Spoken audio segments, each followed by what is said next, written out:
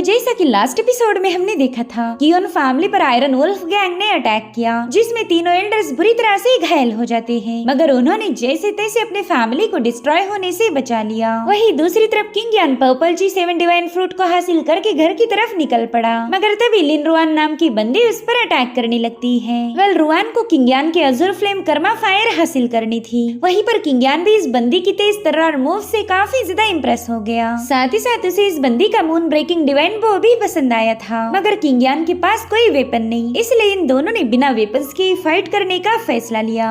अब आगे तो इस एपिसोड की शुरुआत उसी सीन से होती है जहाँ पर किंग यान और रुआन फाइट करने के लिए तैयार हो गए। यहाँ पर किंग यान ने अपनी 10,000 पाम स्ट्राइक का यूज करते हुए रुआन पर हमला कर दिया था, मगर इस बंदी पर तो उसके पाम का एक भी अटैक नहीं होता और फिर वो सीधे जाकर किंग यान के साथ भिड़ गई। वेल इन दोनों के दरमियान हुए क्लैश की वजह से वहाँ पर काफी स्ट्रॉन्ग ऑरा रिलीज होने लगी, जिससे बेचारे किलिन की तो वाट लग गई थी। हालांकि किंग यान जैसे तैसे अपने किलिन को संभाल लेता है। यहाँ पर रुआन भी काफी पीछे पुश हो चुकी थी। किलिन समझ गया कि ये दोनों बड़ी भयानक फाइट करने वाले हैं, इसलिए वो किंग यान से कहता है, मेरे भाई क्यों ना मैं रेफरी का काम करूं, तुम दोनों जम के फाइट करो और मैं तुम्हारे मुकाबले का अंपायर बनूंगा। इतना कहते साथ ही किलिन तुरंत ही उससे दूर भाग गया। किंग यान उससे कह रहा था कि तू ये क्यों नहीं बोलता कि तेरी इस बंदी से फट रही है। इधर रुआन तो किंग यान पर एक और हमला करने के लिए तैयार हो चुकी। उसने अपनी आइस पावर का यूज करते हुए वहाँ पर एक बड़ा सा क्रिस्टल क्रिएट कर लिया, जो कि किंग यान के पास पहुंच चुका था, मगर किंग यान ने बड़े आराम से अपनी फ्लेम का यूज करते हुए इस क्रिस्टल के टुकड़े टुकड़े कर दिए। इन दोनों का मुकाबला तो इस तरह हो रहा था मानो आग और पानी आपस में लड़ रहे हो। इधर किंग यान ने रुआन पर अपनी फायर से जोरदार हमला कर दिया, जिसके चलते वहाँ पर एक ब्लास्ट हो जाता है। किलिन तो इस धमाके को देखकर ही काफी ज्यादा पैनिक हो गया। वो अपने पीछे लगी आग को बुझाते हुए कहने लगा कि बड़े भाई मुझे तो लगा था कि तुम इस लड़की के साथ टाइम पास कर रहे हो, लेकिन अब तो तुम काफी ज्यादा सीरियस हो गए। मेरे भाई उस पर थोड़ा सा तो रहम दिखाओ यार, वो लड़की काफी ज्यादा खूबसूरत है। इधर किंग यान की एक ही स्ट्राइक में रुआन बुरी तरह से घायल होकर ब्लड की वोमिटिंग करती है, जो देखकर किंग यान को भी रियलाइज हुआ कि वाकई उसका ये वाला अटैक काफी ज्यादा स्ट्रॉन्ग था। इसलिए रुआन से कहने लगा कि माफ करना, मैं तो बस तुम्हारी स्किल्स को चेक करना चाहता था। अब यहाँ पर किंग यान ने रुआन की ब्लड को ऑब्जर्व किया, जो कि पूरी तरह से आइस में बदल चुका था, इसलिए वो जबरदस्ती जाकर रुआन की पल्सेस चेक करता है। यहाँ पर रुआन तो अपना हाथ छुड़ाने की पूरी कोशिश कर रही थी, लेकिन किंग यान कहाँ ही उसे जाने देगा। वो कह रहा था कि तुम्हारी बॉडी में तो एक्सट्रीम कोल्ड पॉइजन है, शायद इसी वजह से तुम मुझसे मेरी अज़ुर फ्लेम छीनना चाहती थी ताकि इस पॉइजन को क्योर कर पाओ। मेरे ख्याल से तुमने ही जानबूझकर अज़ुर फ्लेम का नक्शा लिख किया था। दरअसल तुम चाहती थी कि ये कल्टीवेटर्स उस लोकेशन पर जाकर वहाँ मौजूद ड्रैगन सप्रेसिंग फॉर्मेशन को ब्रेक कर दे, फिर तुम आसानी के साथ उस अज़ुर फ्लेम को हासिल कर सकती थी। जिस पर रुआन कहने लगी, हाँ बिल्कुल तुमने सही पहचाना, मैं इस पॉइजन को क्योर करना चाहती हूँ, लेकिन मुझे नहीं लगता कि अब ये पॉसिबल होगा। जिस पर किंग यान कहने लगा कि अभी भी हम दोनों में मुकाबला हुआ और हमारे अंपायर हमारे रेफरी किलिन ने बताया है कि इस मुकाबले को ड्रॉ किया जाए। जो सुनकर किलिन कहने लगा, भाई मैंने ऐसी कोई बात नहीं की, मेरे ख्याल से तो इस बंदी को पटाना चाहता है। वहीं पर किंग यान उसे पूरी तरह से इग्नोर मारते हुए रुआन से कहने लगा कि अगर तुम्हें मेरे साथ मुकाबला करने का इतना ही दिल कर रहा है तो क्यों ना इस फाइट को किसी और दिन किया जाए। अगर सच बताओ तो अज़ुर फ्लेम फिलहाल काफी ज्यादा कमजोर है, मेरे पास तो बस उस अज़ुर फ्लेम की थोड़ी सी सोल रिमेनिंग है, क्योंकि उस सोल को किसी ने कैद किया था। अगर इस फ्लेम का तुम पर यूज भी किया जाए तो ये तुम्हारी बॉडी को बस हल्का सा गर्म करेगा, ये तुम्हारे कोल्ड पॉइजन को मिटा नहीं सकता। अब ये सुनते साथ रुआन गुस्से में जाकर अपना मून ब्रेकिंग डिवाइन बो उठाने लगी। ये देखकर ही किलिन तो तुरंत ही किंग यान से दूर हो गया था। ये बिल्कुल भी इन दोनों के दरमियान चटनी नहीं बनना चाहता। यहाँ पर रुआन चुपचाप से वहाँ से जाने लगी, मगर किंग यान दोबारा से उसका रास्ता रोकने पहुँच गया। उससे कह रहा था, मिस क्यों ना हम दोनों एक डील करें, मगर रुआन तो सीधे उसे मना करके आगे बढ़ गई। तो किंग यान किलिन से कहने लगा, देख भाई इसने तो डील के बारे में पूछा भी नहीं और पहले ही मना कर दिया। मुझे ये समझ नहीं आ रहा खूबसूरत लड़कियों में इतनी अकड़ कहाँ से आती है। और उतने में रुआन ब्लड की वोमिटिंग करने लगी। उसे पता था कि अब उसकी हालत काफी ज्यादा खराब हो गई, इसलिए वो किंग यान से पूछती कि बताओ तुम कौन सी डील करना चाहते थे। तो किंग यान उसे बताने लगा कि मैं 3 महीनों के लिए तुम्हारी कोल्ड पॉइजन को सप्रेस कर सकता हूँ। ये सुनकर रुआन थोड़ी सी हैरान हो गई, क्योंकि इस पॉइजन को सप्रेस करना हद से ज्यादा मुश्किल था। इसलिए वो किंग यान से कह रही थी कि इस दुनिया में फ्री लंच नहीं मिलता, बोला, बताओ तुम्हें बदले में क्या चाहिए। तो किंगयान भी उसे अपनी कहानी बताने लगा। वो कह रहा था कि हमारी यून फैमिली एक बहुत ही खतरनाक सिचुएशन में है। दुश्मनों ने चारों ओर से हमारी फैमिली को घेर लिया, तो उनके साथ डील करने के लिए मुझे तुम्हारी मदद चाहिए। साथ ही यहाँ पर वो किलिन को धीरे से अपना प्लान बताने लगा। वो कह रहा था कि इस बंदी के पास जो मून ब्रेकिंग डिवाइन बो है, वो स्पिरिचुअल क्रेन परिंदे को कंट्रोल कर सकता। उस परिंदे पर सवार होने के बाद तो घर जाने के लिए हमें जरा भी देर नहीं लगने वाली। यहाँ पर किलिन कहने लगा, बड़े भाई बुरा मत मानना, लेकिन तुम एक नंबर के हरामी हो। तुमने जानबूझकर इस बंदी को बस हल्का सा घायल किया ताकि ये तुम्हारी मदद कर पाए। इधर रुआन तो किंगयान के प्लान के बारे में नहीं जानती थी, इसलिए वो कंफ्यूज होकर उससे पूछने लगी कि क्या मेरा एक ही बो बस उन लोगों को हराने के लिए काफी हो जाएगा। जिस पर किंगयान कह रहा था कि इसका जवाब तुम्हें थोड़ी ही देर में मिल जाएगा। और अब हमें यून फैमिली के मेन गेट का नजारा दिखाया गया, जहाँ पर काफी भयानक बैटल चल रही थी। यून फैमिली के डिसाइपल्स अपने मेन गेट को प्रोटेक्ट करने की पूरी कोशिश कर रहे थे, लेकिन आयरन वुल्फ गैंग की आर्मी उन पर भारी पड़ गई। उन्होंने बड़ी ही ब्रूटली यून फैमिली को डिस्ट्रॉय करना शुरू कर दिया। न जाने कितने ही सारे डिसाइपल मौत के घाट उतर गए। वहीं पर हम मास्टर यून हान को देख पाते हैं। वो कहने लगे कि जब हम लोग हीलिंग पर फोकस कर रहे थे, उसी वक्त ही कोई ने इसका फायदा उठाया। सिर्फ 3 घंटों के अंदर ही उसकी गैंग ने हमारी फैमिली को चारों ओर से घेर लिया है। उतने में फेई वहाँ आकर उन्हें बताने लगी कि ब्रदर जुआन डोंगशिंग टैवर्न की तरफ जा चुके और काफी देर हुई, वो अभी तक वापस नहीं आए। अब ये सुनकर मास्टर यूनहान परेशान हो गए। वो कह रहे थे कि भला इस मुश्किल वक्त में जुआन उस शराब खाने पर क्यों गया होगा। और उतने में 4 एल्डर्स वहाँ पर पहुँच गए। वो मास्टर यूनहान को ताना मारते हुए कहने लगे कि तुम्हारा लड़का तो काफी ज्यादा अय्याश है, उसकी इंजुरीज हील क्या हुई, वो तो सबसे पहला प्लेजर हाउस गया। उनकी बातें सुनकर मास्टर यूनहान काफी ज्यादा भड़क गए, क्योंकि वो जानते थे कि जुआन कभी ऐसी गंदी हरकतें नहीं करेगा। साथ ही साथ वो इन 4 एल्डर्स से कहने लगे कि तुम्हारी मदद के साथ आयरन वुल्फ गैंग ने हमारे क्लैन पर अटैक किया। हमारे न जाने कितने ही कल्टीवेटर्स खामखा मारे गए। तो इस क्लैन का लीडर होने के नाते मैं तुम चारों को ऑन द स्पॉट एग्जीक्यूट करवा सकता हूँ। जिस पर 3rd एल्डर कह रहा था कि तुम तो हम पर बेवजह के इल्जाम लगा रहे हो। तुम्हारी वजह से मेरी बेटी फेयू का रिश्ता टूट गया और इसी वजह से आयरन वुल्फ गैंग ने हम पर अटैक किया है। जिस पर मास्टर यूनहान कह रहे थे कि मेरे होते हुए फेई कभी भी उस हेलियो के साथ शादी नहीं करेगी। अगर तुम्हें वो ईवल हेलियो इतना ही ज्यादा पसंद है तो क्यों ना तुम ही उसके साथ घर बसा लो। जो सुनते साथ ही मानो 3rd एल्डर के खून में ही आग लग गई। वो कह रहा था यूनहान जल्दी से सेक लीडर की पोजीशन छोड़ दे, अगर तू जिंदा रहना चाहता है तो यहाँ से कहीं दूर दफा हो जा।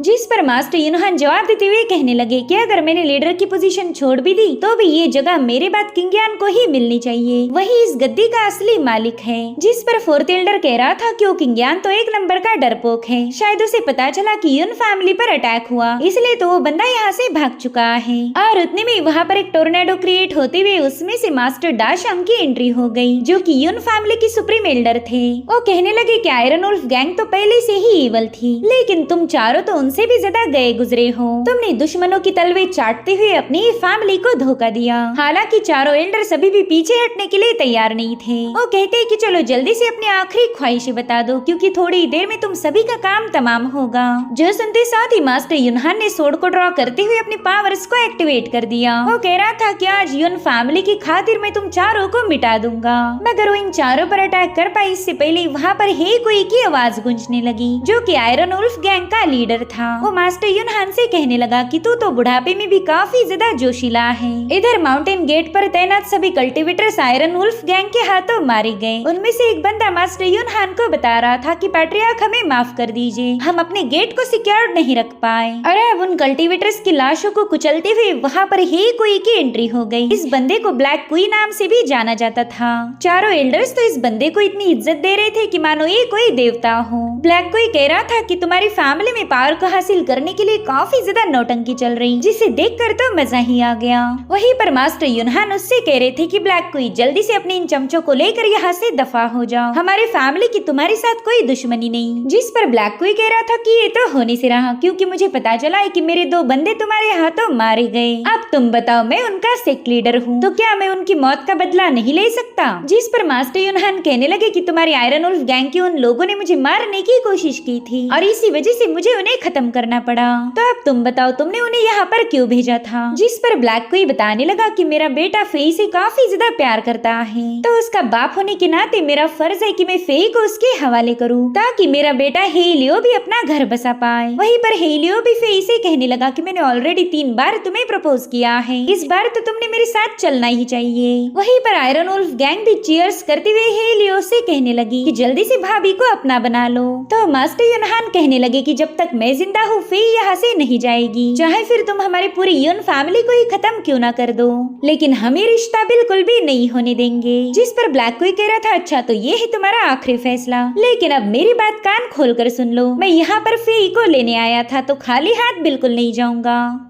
और इतना कहते साथ ही ब्लैक क्वीन ने इशारा करते हुए फेई की मदर को वहाँ पर बुला लिया, जिसे कि जंजीरों में कैद करके रखा था। फेई तो अपनी मदर की ऐसी हालत देखकर काफी ज्यादा इमोशनल हो गई। वहीं पर फेई की माँ भी उसके लिए आंसू बहा रही थी। अब फेई हेलियो से कहने लगी कि चलो जल्दी से मेरी मदर को आजाद करो, जिस पर हेलियो कह रहा था बिल्कुल, अब तुम ही बताओ जाने मन, मैं अपनी सासू माँ को हर्ट कैसे कर सकता हूँ, हमारी शादी के बाद तुम जल्दी अपनी माँ से मिल पाओगी। अब यहाँ पर फेई अपने फादर पर काफी ज्यादा भड़क गई। वो कह रही थी कि 3 सालों पहले आपने मुझे बताया कि मदर यहाँ से जा चुकी है, लेकिन आपने तो उन्हें सीक्रेटली कैद करके रखा था। जिस पर थर्ड एल्डर कहने लगा कि इसमें मेरी कोई गलती नहीं, ये सब तो तुम्हारी माँ का ही किया धराया था, मैं जो कुछ भी करता वो हमेशा अपनी टांग अड़ाती, उसने हर बार मुझे अपोज किया, इसलिए मुझे उसे कैद करना पड़ा। जो सुनकर फेई उससे कहने लगी कि आज के बाद तुम मेरे लिए मर चुके हो, मेरा कोई बाप नहीं। अब ये सुनकर थर्ड एल्डर को गुस्सा आ गया। वो अपनी बेटी पर हाथ उठाने के लिए आगे बढ़ ही रहा था कि तभी हेलियो ने अचानक से उस पर हमला कर दिया। हेलियो की तो एक ही स्ट्राइक में थर्ड एल्डर की मौत हो गई और ये नजारा देखकर सभी लोग हैरान थे। थर्ड एल्डर जिसे अपना दामाद बनाना चाहता था वो उसी के हाथों मारा गया। यहाँ पर हेलियो फेई से कहने लगा कि अब तुम्हारे पास तो बस तुम्हारी मदर बची है, अब अगर तुम अपनी मदर को भी खोना नहीं चाहती तो तुम्हें अच्छे से पता है कि तुम्हें मेरे साथ क्या करना होगा। वहीं पर फेई तो काफी ज्यादा इमोशनल हो गई, उसे समझ नहीं आ रहा था कि अब उसने क्या करना चाहिए। वहीं पर उसकी मदर उसे इशारों में बता रही थी कि वो कभी भी हेलियो को एक्सेप्ट ना करे, ये बंदा उसकी जिंदगी को जहन्नुम बना देगा। मगर फेयू के पास और कोई रास्ता नहीं था, इसलिए वो हेलियो से कहने लगी कि ठीक है मैं तुम्हारे साथ आने के लिए तैयार हूँ, लेकिन जल्दी से मेरी मदर को आजाद करो, साथ ही तुम्हें अपनी आर्मी को भी हटाना होगा। जो सुनते साथ ही हेलियो स्माइल करने लगा। वहीं पर युन फैमिली के कल्टीवेटर्स भी नहीं चाहते थे कि फेई उनके साथ चली जाए, लेकिन वो पूरी तरह से मजबूर है। साथ ही ब्लैक कोई मास्टर युनहान को शादी का न्योता देने लगा। वो कह रहा था कि बस कुछ ही दिनों में इन दोनों की शादी हो जाएगी तो तुम लोग जरूर आना। और हाँ, आते वक्त अपने साथ ब्लैक आयरन माइन और स्पिरिट मेडिसिन गार्डन के डॉक्यूमेंट्स भी लेके आना। आफ्टर ऑल फेई तुम्हारी बेटी जैसी है तो दहेज तो तुम्हें देना ही पड़ेगा। साथ ही साथ मैंने ये फैसला लिया है कि क्यों ना इन दोनों की शादी की दावत को डोंगशिंग टावर में ही रखा जाए। वो जगह तुम्हारी युन फैमिली के कंट्रोल में है जहाँ पर डिलीशियस खाना सर्व किया जाता। आप सीन शिफ्ट होकर हम जुआन को देख पाते हैं जो कि युन फैमिली की मेन ब्रांच के पास पहुँच गया था। वहाँ मौजूद एल्डर अपने यंग मास्टर को बता रहा था कि ये बंदा हमारी टियान्यू सिटी में मौजूद युन फैमिली ब्रांच का मेंबर है, जिस पर आयरन वुल्फ गैंग ने अचानक से हमला कर दिया। तो ये लड़का चाहता है कि हम उसकी मदद करें। यहाँ पर युन जुआन तुरंत ही उस यंग मास्टर को ग्रीट करने लगा। वो यंग मास्टर कहने लगा अच्छा तो तुम हो युन जुआन, तुमने ही शायद एक लड़की पर अत्याचार किया था। अगर सच बताओ तो इंपीरियल कैपिटल में तुम्हारे किस्से काफी ज्यादा फेमस है। जिस पर युन जुआन गुस्से में कहने लगा कि मुझ पर ये सारे झूठे इल्जाम लगाए गए थे। मगर उतने में उस सर्वेंट ने युन जुआन पर एक लात जड़ दी। वो कह रहा था कि जब भी हमारे यंग मास्टर बात करते हैं तुम उसे बीच में नहीं काट सकते। अब वो यंग मास्टर जुआन को बताने लगा कि टियान्यू सिटी में सबसे स्ट्रॉन्गेस्ट है हमारी युन फैमिली की मेन ब्रांच और सेकंड नंबर पर है लिन फैमिली। आयरन वुल्फ गैंग तो हमेशा हम दोनों फैमिलीज पर नजर रखता। अब अगर उन्होंने हमारी युन फैमिली के एक ब्रांच पर अटैक किया है तो इसके पीछे जरूर कोई वजह होगी। मेरे ख्याल से लिन फैमिली का होने वाला लीडर लिन वेई उन्हें सपोर्ट कर रहा होगा, इसी वजह से तो आयरन वुल्फ गैंग इतना फुदक रही है। तुम तो जानते ही होंगे लिन वेई के काफी स्ट्रॉन्ग कनेक्शन है। वो बंदा टियान्योन अकेडमी के वाइस डीन का डायरेक्ट डिसाइपल है, साथ ही साथ शांगुएंग फैमिली का होने वाला दामाद भी। और मैं युन फन हमारी युन फैमिली की मेन ब्रांच का यंग मास्टर हूँ। आज न कल युन फैमिली की सभी ब्रांचेस मेरे कंट्रोल में आएगी। तो अब तुम बताओ मैं उस पावरफुल लिन फैमिली के साथ बेवजह पंगे क्यों लूं? वेल यहाँ पर हमें इन दोनों का इंट्रोडक्शन दिया गया। ये है युन फन जो कि इंपीरियल सिटी की युन फैमिली का यंग मास्टर था। इसे गुड लुकिंग प्ले बॉय के नाम से भी जाना जाता है। और उसके साथ ही युनली, जो कि युनफान का वफादार सर्वेंट है, वो उसे प्रोटेक्ट करने के लिए किसी भी हद तक जा सकता। यहाँ पर युनजुआन को पता था कि युनफान उसकी मदद नहीं करने वाला, तो उसे कन्विंस करने के लिए युनजुआन उसे बताने लगा कि भले ही हमारी युन फैमिली की ब्रांच कमजोर हो, हम एक ही ओरिजिन को शेयर करते हैं। अगर उस लिन फैमिली ने हमारी युन फैमिली की ब्रांच को डिस्ट्रॉय कर दिया तो फिर उनका अगला टारगेट आप होंगे। यहाँ पर जुआन को उस बंदे पर काफी ज्यादा गुस्सा आ रहा था, मगर वो पूरी तरह से मजबूर है। यहाँ पर युनफान तुरंत ही अपनी सोड को समन करते हुए सीधे उसे जुआन के गले पर पॉइंट कर देता है। वो कह रहा था, लड़के तुम काफी ज्यादा हिम्मत वाले हो, इसलिए मैं तुम्हारी मदद करूंगा, लेकिन मेरी एक शर्त है। मैं चाहता हूँ कि तुम्हारा भाई किंगियान यहाँ आकर मेरे सामने घुटने टेके, उसे मेरा मार्शल सर्वेंट बनना पड़ेगा। इतना ही नहीं, तुम्हें 10 मिलियन सिल्वर टेल और उसके साथ साथ स्पिरिट मेडिसिन गार्डन और ब्लैक आयरन माइन मेरे हवाले करनी होगी। तो बताओ, क्या तुम्हें मेरी शर्त मंजूर है? जिस पर जुआन कहने लगा कि मेरा भाई किंगियान कभी किसी के सामने अपना सिर नहीं झुकाएगा। वो काफी ज्यादा यंग और एम्बिशियस है, मुझे नहीं लगता कि वो आपकी इन शर्तों को एक्सेप्ट करेगा। जो सुनते साथ ही युनफान के तो मानो घमंड पर ही चोट लग गई। वो कह रहा था, ठीक है, मैं भी तुम्हारे भाई किंगियान के एबिलिटीज को अप्रिशिएट करता हूँ और उसके लिए मैं एक बेहतरीन सा तोहफा भेजूंगा। इतना कहते साथ ही उसने जुआन पर हमला कर दिया, जिससे तो जुआन बुरी तरह से घायल हो गया। अब ये सीन यहीं पर कट होकर हम किंगियान और किलिन को देख पाते हैं, जिन्होंने 7 पर्पल चीफ फोन ने दी हुई गंदी चीज को बाहर निकाल लिया। किलिन तो उसकी बदबू से अपना नाक दबाकर दूर भाग गया। वहीं पर रुआन भी पीछे हटते हुए तुरंत ही अपने एरो से किंगियान पर निशाना लगा चुकी, तो किंगियान भी अपना नाक दबाते हुए उसे बताने लगा कि भलाई का तो जमाना ही नहीं रहा। मेरे पास ये 10,000 साल पुराना 7 स्पिरिट लिंगजी है, जिसे सोल डिवावरिंग फॉर ने क्रिएट किया था। ये हद से ज्यादा रेयर और इनक्रेडिबली नरिशिंग है। जब इसका फ्रेग्रेंस अपनी पिक पर पहुंच जाए तभी इससे बदबू आती है। मैं भी इसे यूज करना चाहता था, लेकिन इस बदबू की वजह से मेरी हिम्मत ही नहीं हो रही। अब ये सुनते साथ ही वो देखता है कि लिन रुआन वहाँ से भागने लगी। उसे तो अब किंगियान के हाथों बिल्कुल भी हील नहीं होना था, मगर उसके अंदर का कोल्ड पॉइजन ट्रिगर होने की वजह से थोड़ी दूरी पर जाते ही वो बेहोश हो गई। जो देख किलिन और किंगियान को तो मौका ही मिल गया। ये लोग उसकी बेहोशी का फायदा उठाते हुए तुरंत ही उस लिंगजी का यूज कर उसे हील करने लगे। इन दोनों ने अपने नाक काफी अच्छे से कवर कर लिए थे और फिर थोड़ी ही देर में ये प्रोसेस पूरी हो जाती है, जिसके तुरंत बाद ही लिन रुआन को होश आ गया। तो तुरंत ही किंगियान का शुक्रिया अदा करने लगी, क्योंकि इस बंदे ने उसकी कोल्ड पॉइजन को 3 महीनों के लिए सप्रेस किया है। वहीं पर किलिन कह रहा था, मेरे भाई पहला तो मुझे इस लड़की की खुशबू को चेक करने दे, अगर इससे जरा भी बदबू आई तो मैं इसे अपनी पार्टनर नहीं बनाने वाला। मगर रुआन के करीब जाते ही वो कहने लगा, वाओ, इससे तो बहुत ही प्यारी खुशबू आ रही, मेरे भाई अब जल्दी से हमारा रिश्ता पक्का कर दे। तो किंगियान ने तुरंत ही उसे दबोच लिया। वो किलिन से कह रहा था कि तुझे थोड़ी सी तमीज सिखाने की जरूरत है, भला लड़कियों के साथ ऐसी बातें कौन कर सकता। जिस पर किलिन कह रहा था, मेरे भाई इस लड़की की खुशबू और इसकी खूबसूरती के सामने मैं खुद को रोक नहीं पा रहा। मुझे ऐसा लगता कि तुझे लड़की नहीं मिली इसलिए तेरी जल रही होंगी। मगर देख बॉस, तू हम दोनों के दरमियान कबाब में हड्डी नहीं बन सकता। उसकी बातें सुनकर लिन रुआन को भी हंसी आने लगी। साथ ही साथ किंगियान ने नोटिस किया कि इस बंदी के पास अल्केमी एसोसिएशन टोकन है, मगर वो इसके बारे में रुआन से कुछ पूछ पाई इससे पहले रुआन ने वहाँ पर अपने क्रेन परिंदे को समन कर लिया।